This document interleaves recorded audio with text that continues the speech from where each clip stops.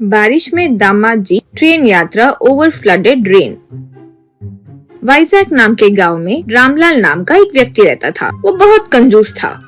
बेटी ज्योति की पप्पू नाम के लड़के से शादी करवाया।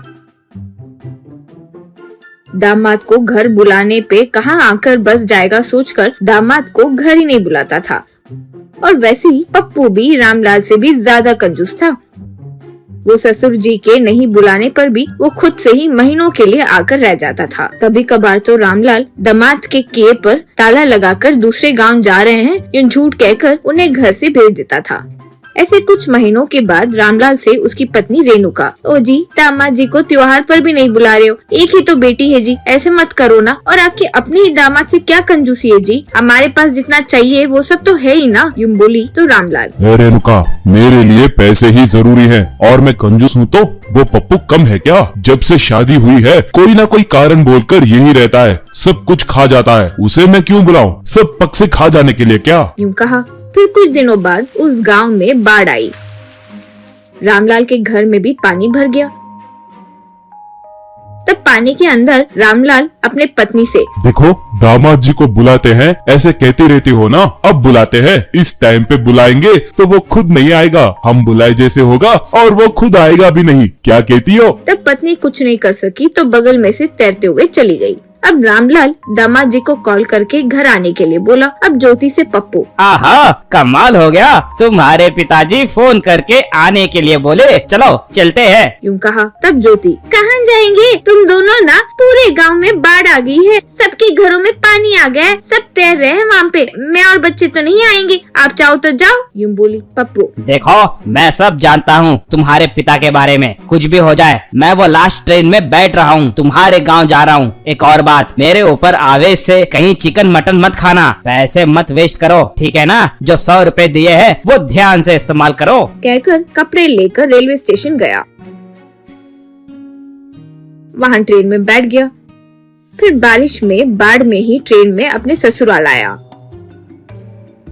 वहाँ जाते ही देखा कि पूरा गांव में पानी भरकर वो तालाब की तरह हो गया था। अब वो अपने बैग को लेकर पानी में कूदकर तैरते हुए अपने ससुर जी के घर चले गया। पानी में तैरते हुए अपने दामाद को आते देख सास ससुर दंग रह गए थे।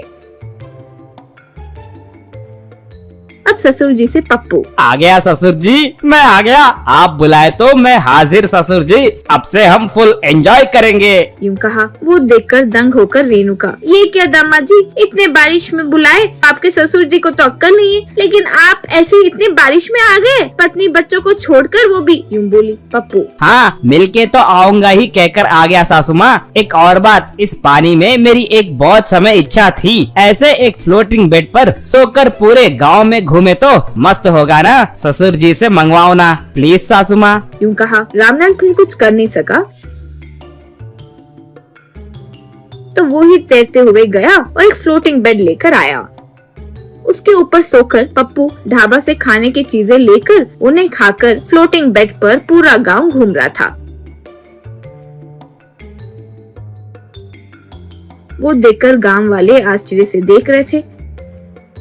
इस तरह रामलाल पप्पू से रोज परेशान हो गया था। ऐसे कुछ समय बाद पानी कम हो गया, लेकिन दामाद जी जाने की बात भी नहीं कर रहे थे। रोज मटन, चिकन, फिश ऐसे अलग अलग चीजों की फरमाइशें कर खाता रहता था। उसकी पत्नी जितनी बार भी फोन करे वो घर ही नहीं जाता था। ऐसे 4 महीने बीत गए। ये सब देखकर पति से रेणुका, ये लीजिए 3-4 महीने से तो ये यही है, बेटी वहाँ बच्चों के साथ मुश्किल में रहती है, कुछ बोलने पर बच्चों को भी यहाँ ला लेगा, उनकी पढ़ाई रुक जाएगी, इसीलिए रात में दवाई की गोली मिला दूंगी खाने में, इसे फिर घर ले जाकर छोड़ देंगे, तुम्हारी कंजूसी दिखाकर आधे रास्ते में छोड़कर आए तो फिर से वापस आ जाएगा, समझे, यूं बोली। तब रामलाल ठीक है कहा। उस रात रेणुका बेहोशी की दवाई मिलाकर दामाद को दे दी। उसे खाकर पप्पू सो गया। फिर रामलाल 2 लोगों की मदद से उसे ले जाकर घर के पास छोड़कर वापस आ गया।